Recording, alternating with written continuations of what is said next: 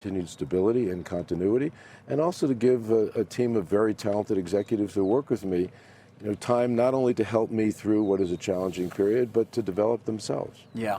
We sat down in February. You'd been back a couple of months. And I did ask you if 2 years was too short a time. And you said, quote, you can get things done very quickly.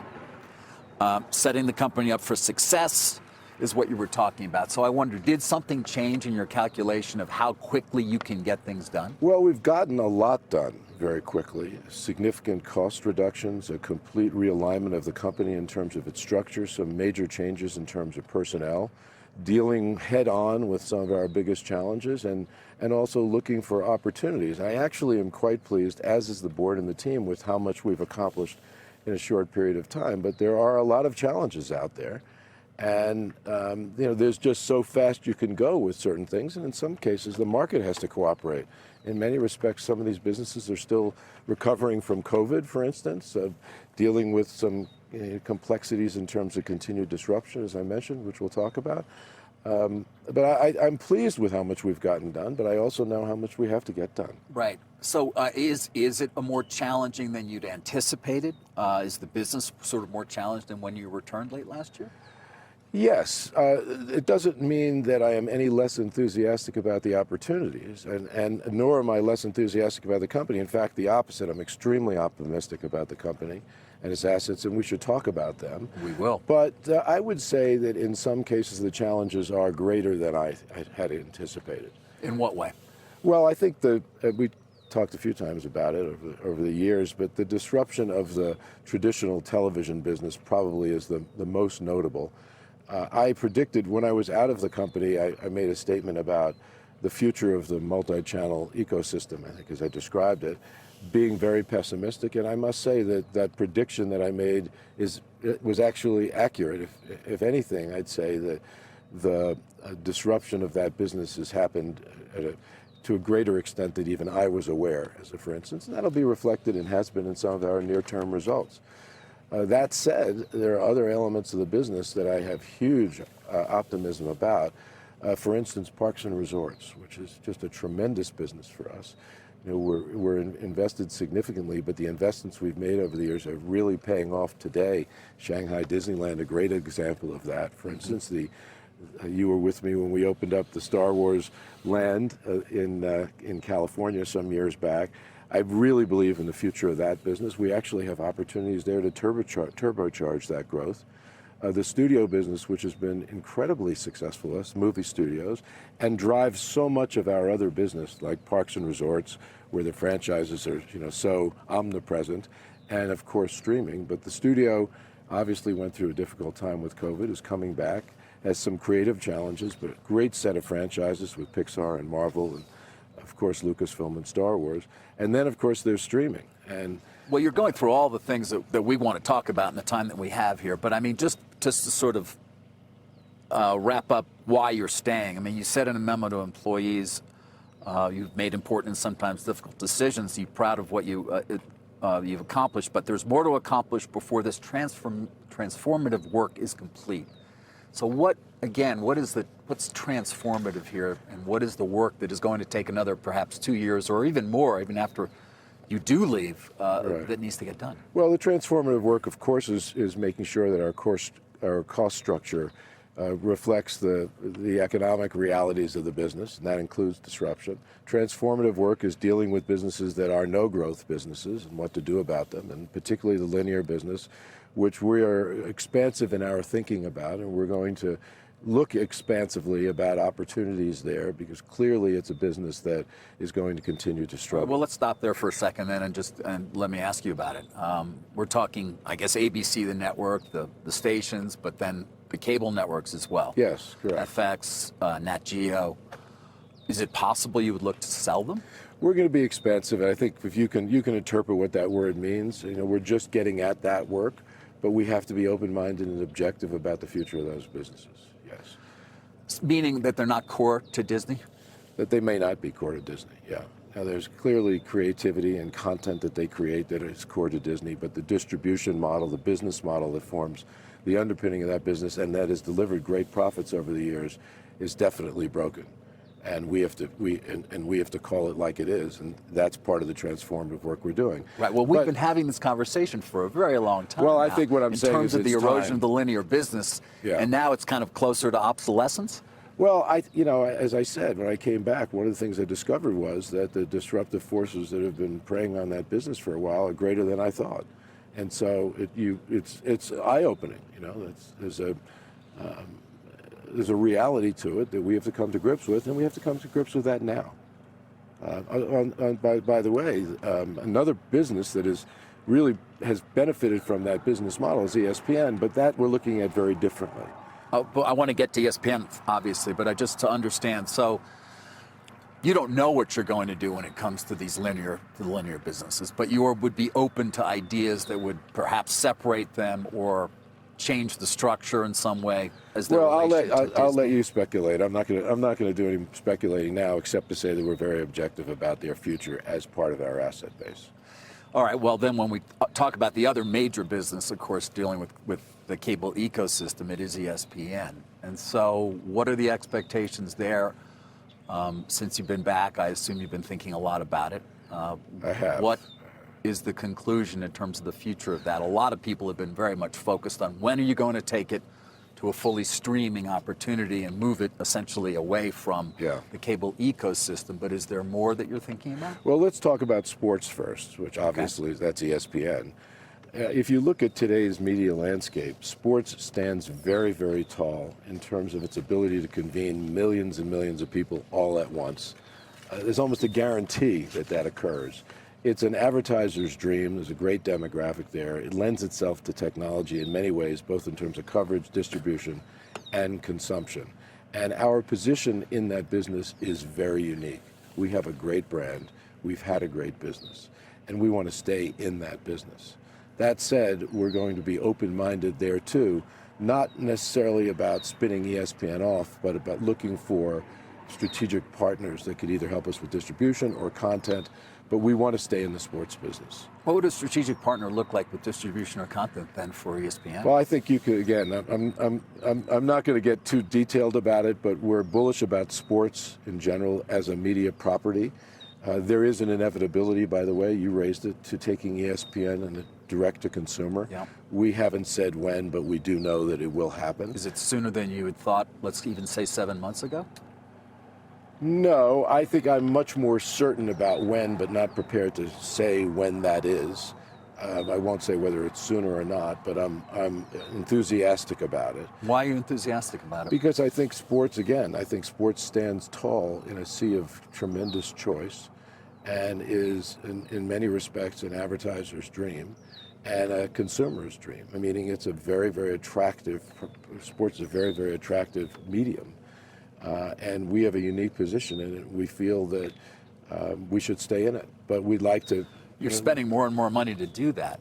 I mean, to keep the NBA, to keep the NFL, essentially renting the content that keeps this thing alive. I mean, is that the best use for your capital? Well, I know a lot's been said about renting versus owning, and if you can rent it and continue to be profitable from renting it, which we have been and we believe we will continue to be, then there's real value in staying in it. We have great relationships with Major League Baseball and the National Hockey League and various college conferences, and of course the NFL and the NBA. And it's not just about the live sports coverage, of those leagues, those teams. It's also about all the shoulder programming that throws off on ESPN and what you can do with it in a streaming world. As a direct-to-consumer proposition, I talked about it being technology friendly in a way. There's so much more that can be done with it in terms of the way it's distributed, the way it's consumed. It's interesting just thinking about the Apple announcement of a few weeks ago and what the possibilities there, that device lends itself to in terms of sports. So I think it's a business that we want to stay in. We're realistic because it has been. But what would be the advantage of having a strategic partner then? I mean, well, it could be a variety of things. Could it be a joint venture? Could it be somebody taking an ownership stake? I mean, possibly. Yeah, everything's on the table. And why would you do that? I guess I'm trying to understand why you would. You already have 20% owner in If they Hearst. come to the table with value, whether it's content value, whether it's distribution value. Whether it's capital, whether it just helps de-risk a business to some extent, but wouldn't be the primary driver.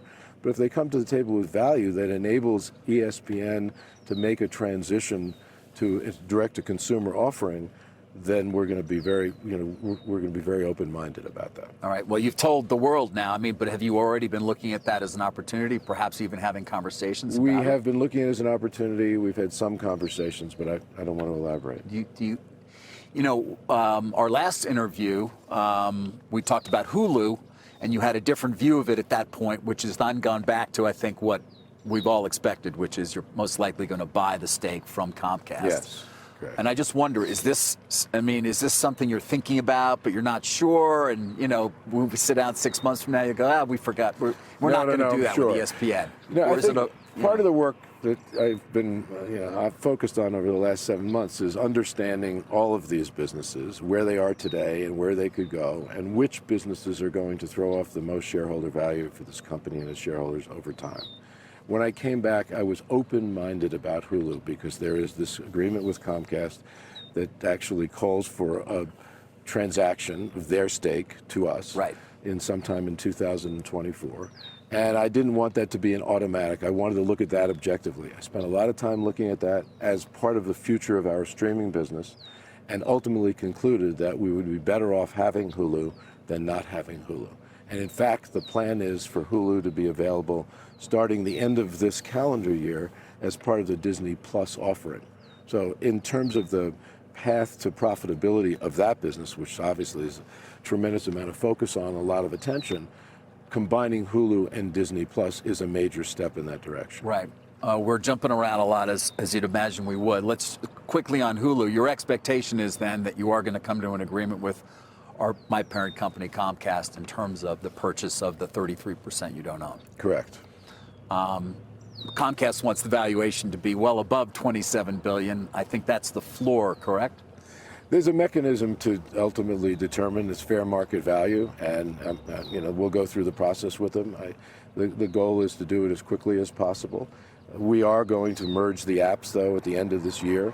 The agreement with Comcast does not get in the way of us doing that, and the combination of those apps is designed to obviously help the business become profitable.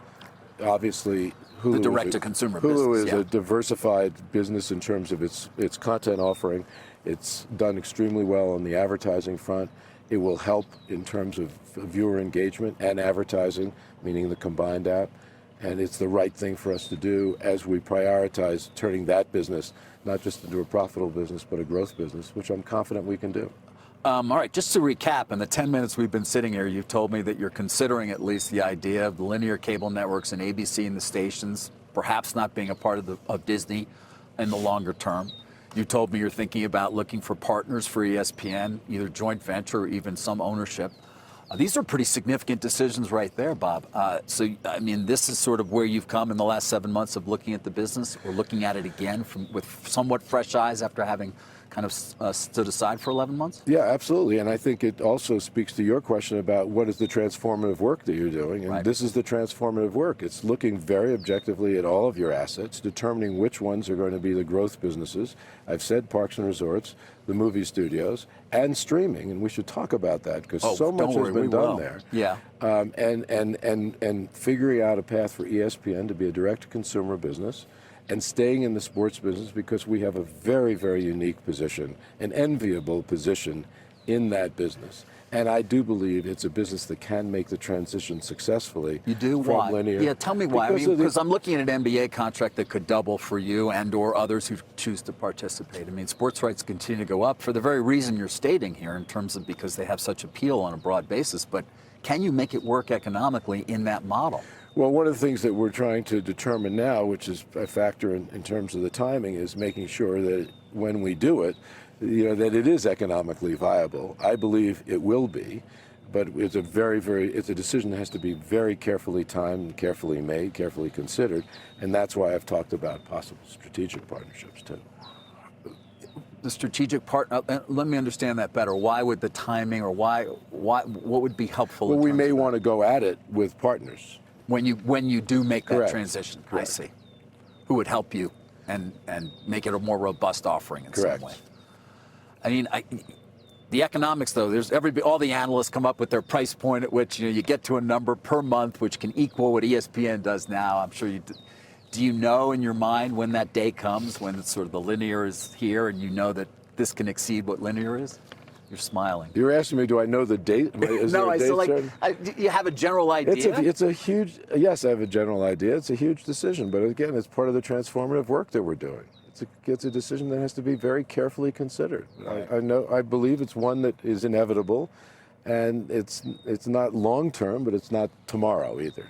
It's not immediate. No, these are big things you're talking about. How could you even think you'd get it all done in 2 years when you came in, when you're talking about this kind of stuff? Well, maybe I was unrealistic about that. I think that's part of the reason that I'm staying, is there is a lot of work to do. Yeah.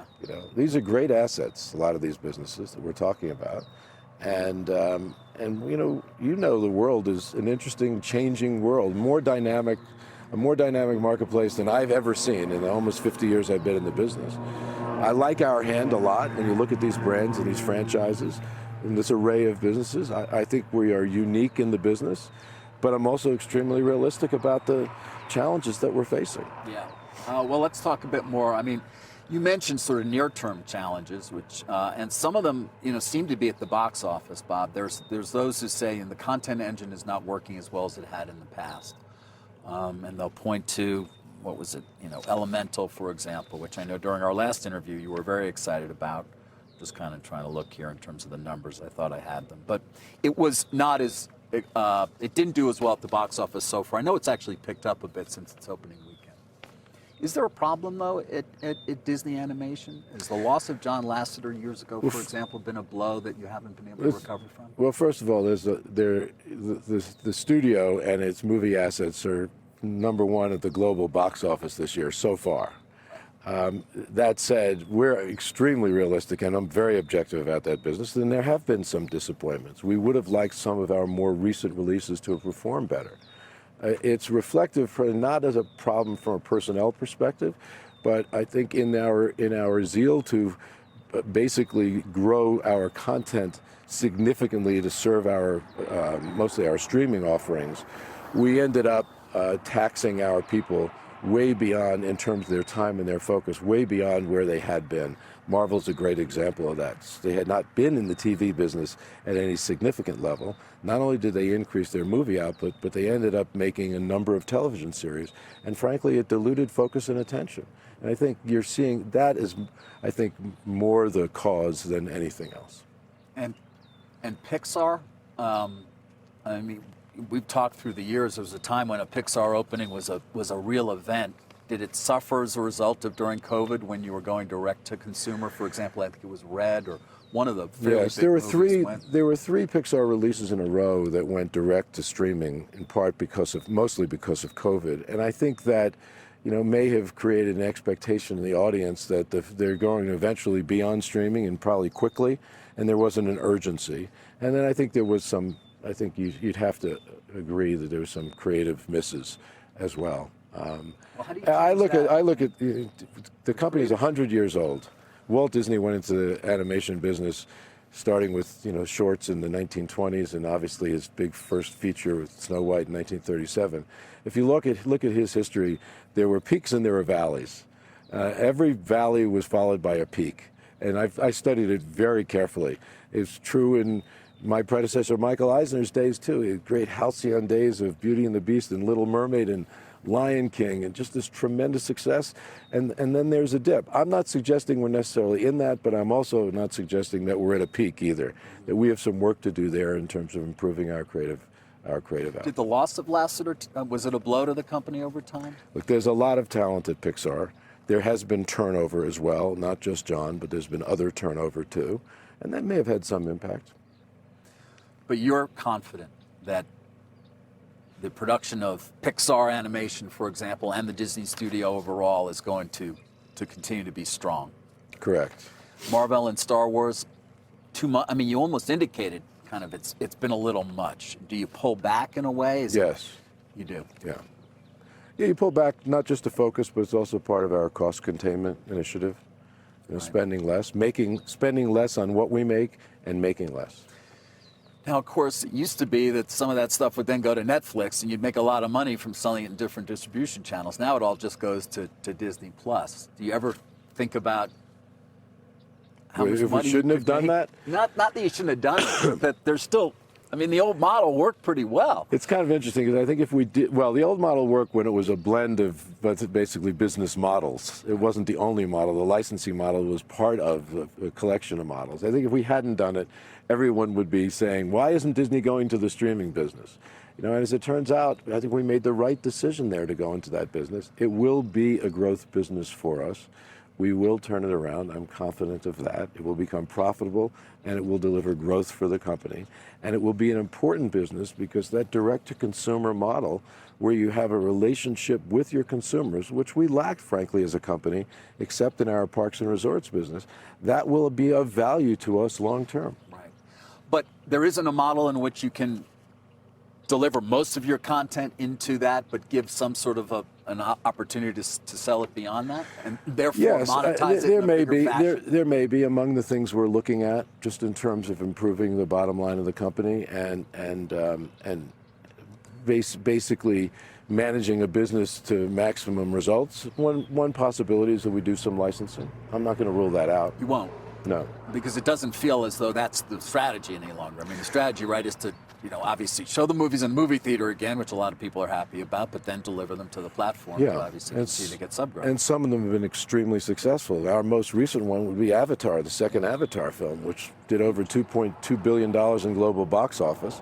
We then ended up putting it in the old video sell-through window, or now digital sell-through, where it was extremely successful. It actually went a very traditional path. Mm-hmm. And then we put it on Disney Plus to tremendous results.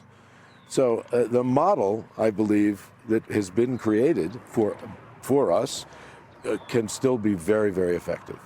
And you said you still believe it will be a growth business. I do. Why? Well, a number of reasons. First of all, the combination of assets that we have, the Disney Plus and the Hulu, will increase engagement, will provide our consumers with a broader offering, in more variety, not just the Disney and basically those brands, but general entertainment.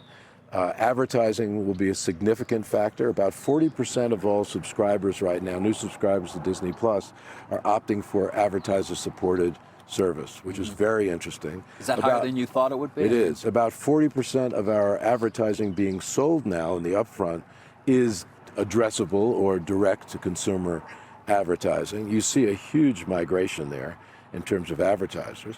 Also, technology will be a major factor, including technology's impact on advertising, where you can, and the use of AI, where you can tailor not only specific ads to specific people, you can make multiple ads and serve both the customer, meaning in this case the advertiser, and the consumer much better. So that will have an impact.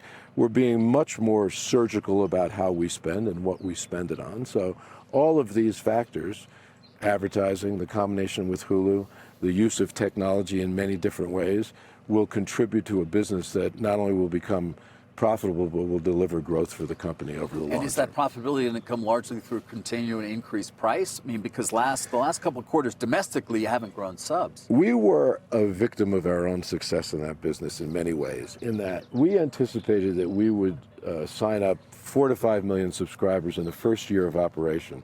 We signed up 10 million in the first 24 hours. Right. We got to 100 million faster than anybody had ever done it, by far.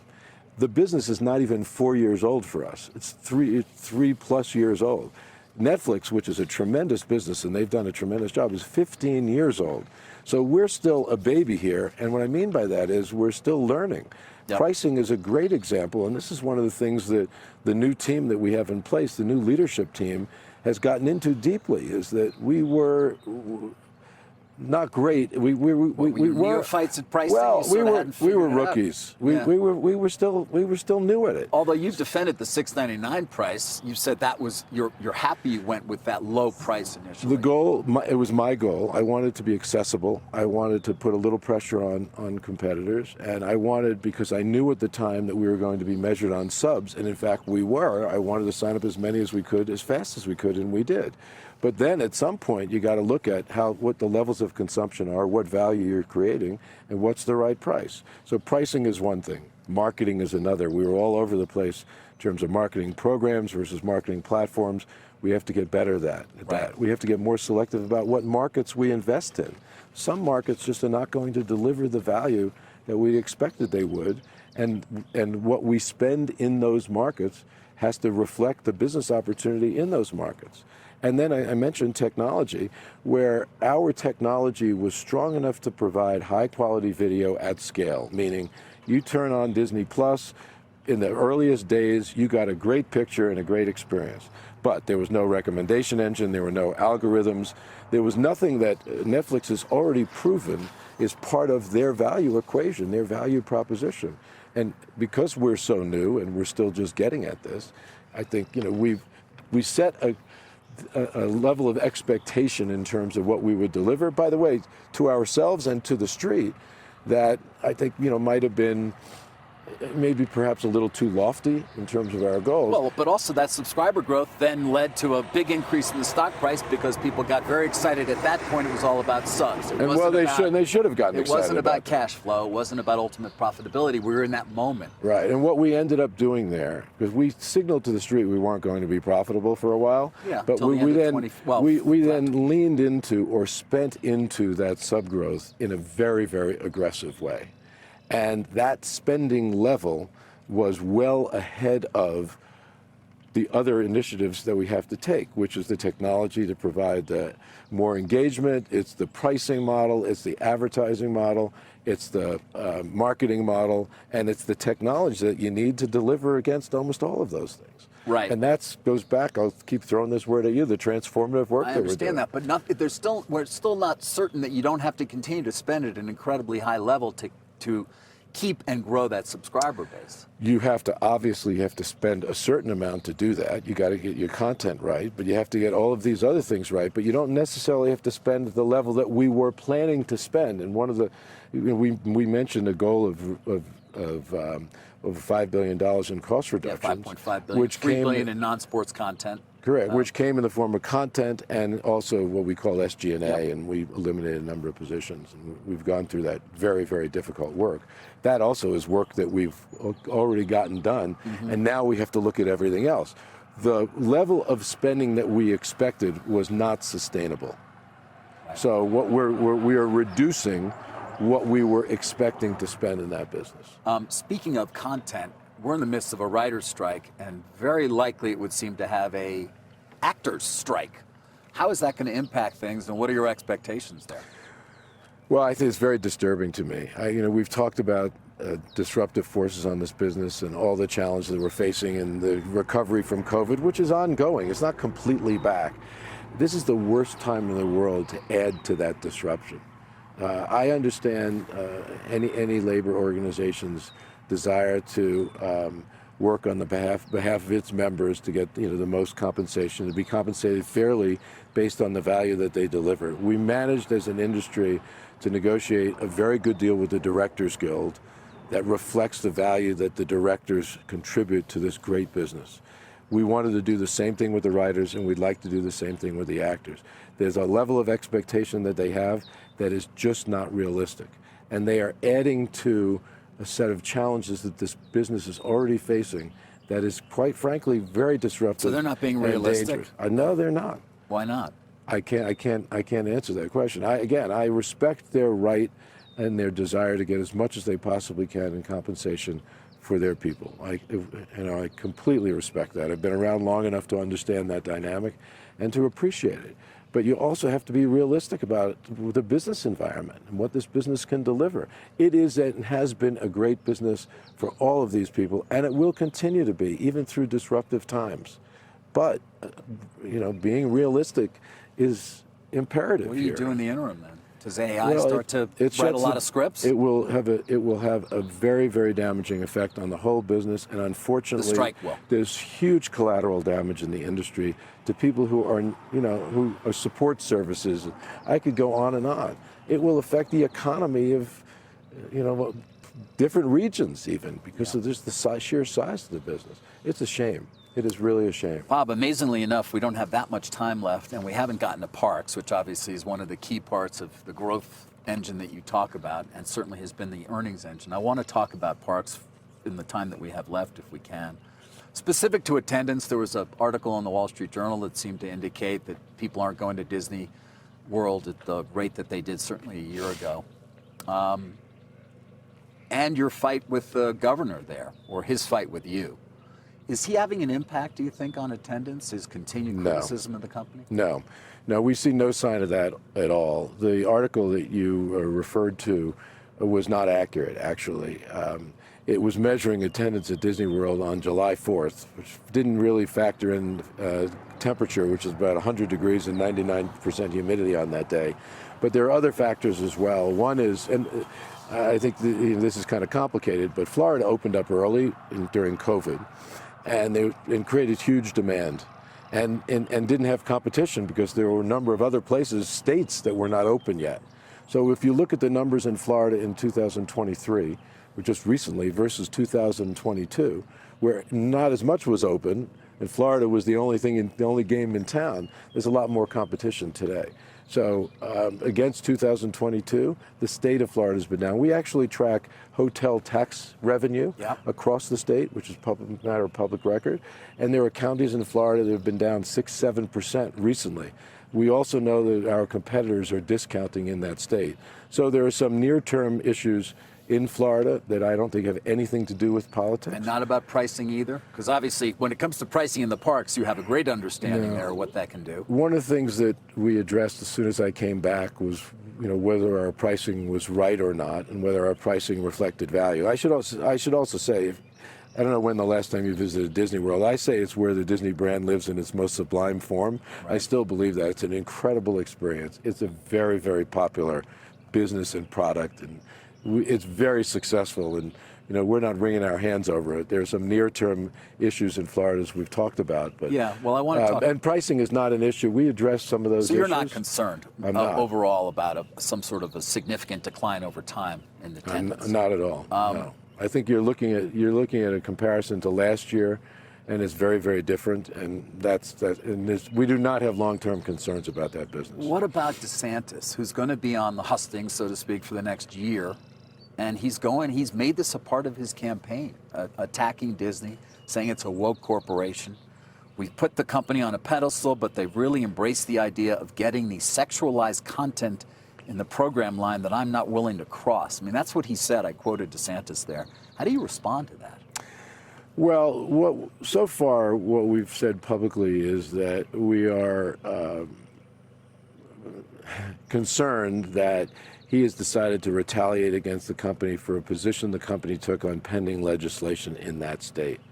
And frankly, the company was within its right, even though I'm not sure it was handled very well, it was within its right to speak up on an issue, constitutionally protected right of free speech. And to retaliate against the company in a way that would be harmful to the business was not something that we could sit back and tolerate. And so we have filed a lawsuit to protect our First Amendment rights there and to protect our business, frankly. The other issues that you referenced, look, the last thing that I want for the company is for the company to be drawn into any culture wars.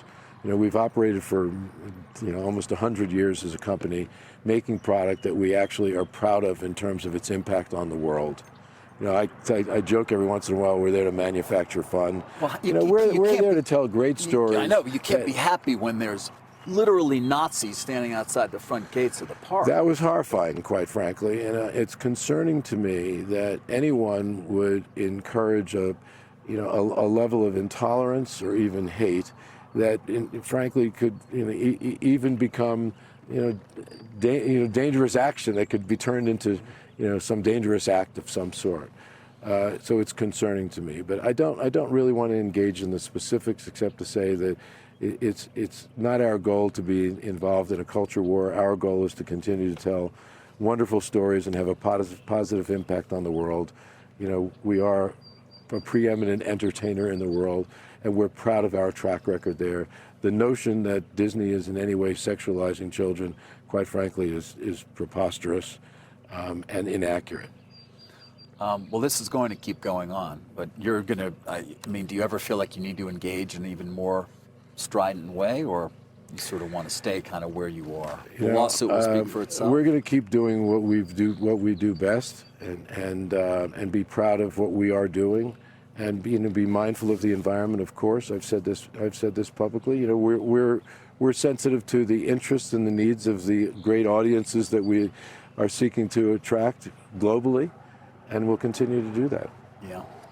And finally, given everything we've just discussed during the last 40 minutes and the challenges that you've outlined very bluntly, why do you want to, your window's closing on life. I just want to let you know that. You're going to be 75, almost 76 when you wrap this up now. I mean, you always look great, but do you really want to continue to do this? I mean, what is motivating you? You said you liked retirement. I did like retirement. I highly recommend it. I said that to you. I'm not retiring anytime soon either. I mean, I'm going to use you as my I think it's pretty obvious that you can't do a job like this without having a real passion for the company, for the businesses, a respect for its heritage, but also, sorry, a little traffic here in Sun Valley. But also an optimism about its future, and also a great team that works with me. You know, I'm not doing this alone, and frankly, one of the things that really motivates me every day is the fact that I'm doing this with a team of talented people that are helping me through this. It's not singular. It's not a singular. Although pursuit. None of them are ready to step up to do the job that you do yet. Well, I wouldn't say that. I think we have a lot of work to do here, and we're all comfortable as a team that we're getting at the right work at the right timetable, and I'm confident the board is. By the way, the succession process is not going to stop. It's going to continue, and it should. It takes the pressure off us, and we've talked about it. There's so many things that we have to do, and so much that we know we will do and can do, and we're optimists. Look, I talk about optimism as a major quality of a great leader. No one wants to follow a pessimist. We're optimists about the future of this company. We've gotten at the work already. We know what we have to do.